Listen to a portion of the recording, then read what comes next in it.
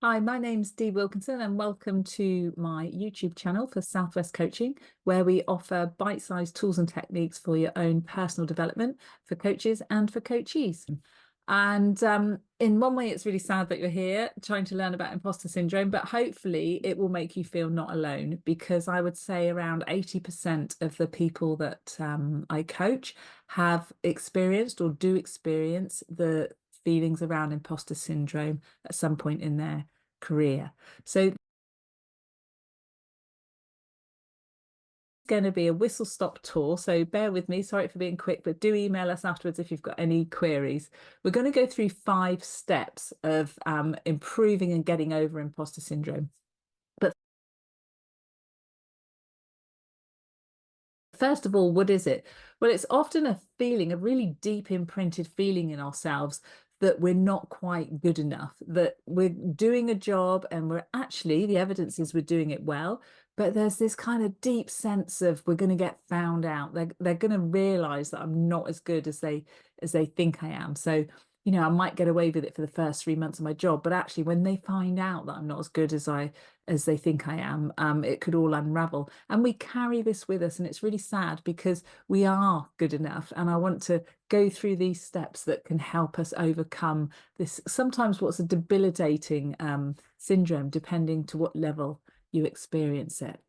Step one, the first step to sort of getting past imposter syndrome is acknowledging your feelings. Often we are really hard on ourselves and that doesn't help. So we really need to be our own best friend. If we speak to ourselves in a worse way than we would speak to our best friend, then we're going to keep knocking our own confidence. So we need to acknowledge our feelings. We need to understand that we feel sometimes we're not good enough. We need to sometimes understand that we feel inadequate. It might be we feel stupid, or we have a fear of being humiliated. And often these will come from, blueprints in history, family, low self-esteem, whatever it is almost irrelevant. But now we need to look at how we can get past it. So be kind to yourself and acknowledge your feelings. Okay. Step two, let's identify some triggers and then we can create strategies to overcome them. So, for example, it might be that you're an executive in a boardroom and in a board meeting and you get triggered by this imposter syndrome. You might feel out of your depth, for instance. So, when is it that you get triggered? It might be that you don't know enough about a subject or you don't have enough knowledge. So that can trigger this, ooh, I'm going to get found out, this kind of heightened anxiety and deep sense of exposure that you might have. It might be that you've been asked to do a presentation or you've been asked to step up in a role and step into somebody's role who's on maternity leave or something like that. Or, your boss asking you to stand in to do something for them because they believe in you. So what are the triggers? When do you think you might feel that this imposter syndrome is going to come along? Because it probably isn't as often as you think, or it might be that you say, well, actually, I feel it every day in my role. So it's actually when I'm at work. So think about what are the triggers that push me into that place of thinking I'm an imposter or I might be found out. We need to look at what strategies can we create in order to overcome them. And we can talk more about strategies, but it's if you can think of some strategies, and gaining evidence for what you can do is a really good strategy. But there will be strategies that are right for you. But step two, identify the triggers of when you might feel it. And then let's look at some realistic strategies that help override those in that moment. Three, talked about a little bit about strategies, but one of those in a way is challenging our negative thoughts.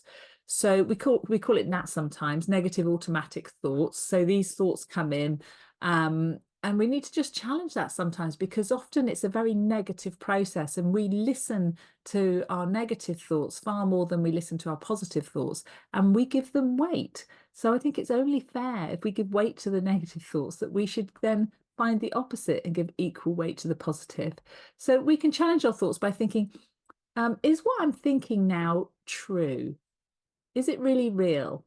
Has it happened? Do I have evidence for this? Do I have any evidence to the contrary? Did the last presentation I do go really well? Did I get good feedback? Is it true, or is it just that I'm very nervous about it?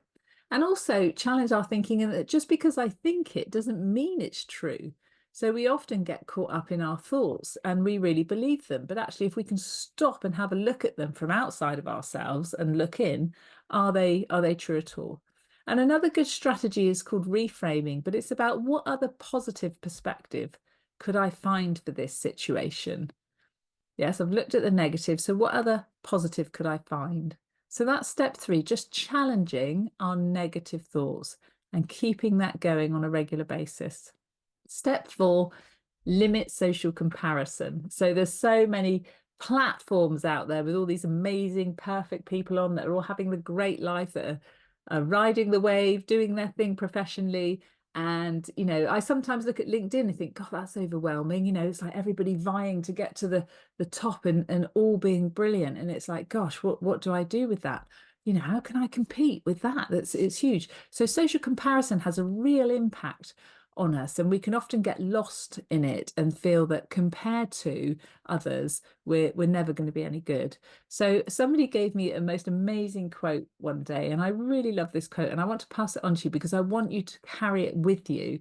Okay, and it is, if you are going to compare yourself to others, then make sure they're much worse than you are. Now, don't you just love that? So we're all happy to compare ourselves to people that are more amazing, but we very rarely compare ourselves to people that aren't as skilled as us in something or aren't as good as us at something.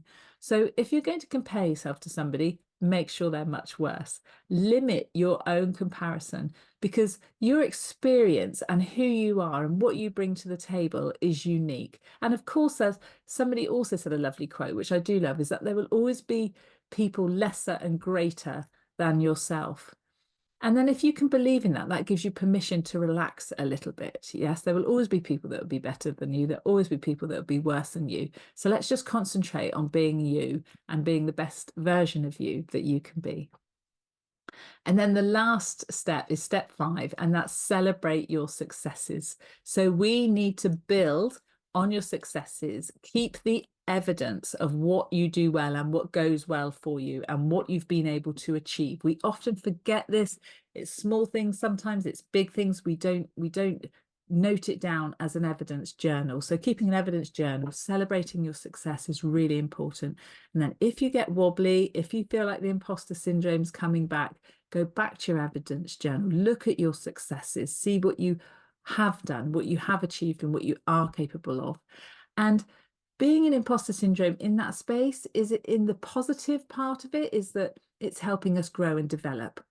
If we're sat in our comfort zone, in our comfy chair, we're not going to grow and develop. We need that stretch, that pull, that push. So think about, is this a good opportunity for me to develop? And if they believe that I can do it, then there's every chance that I can. So that's a whistle stop tour. If you've got any questions, feel free to email us. And it's been lovely to speak to you again. So take care for now. Bye bye.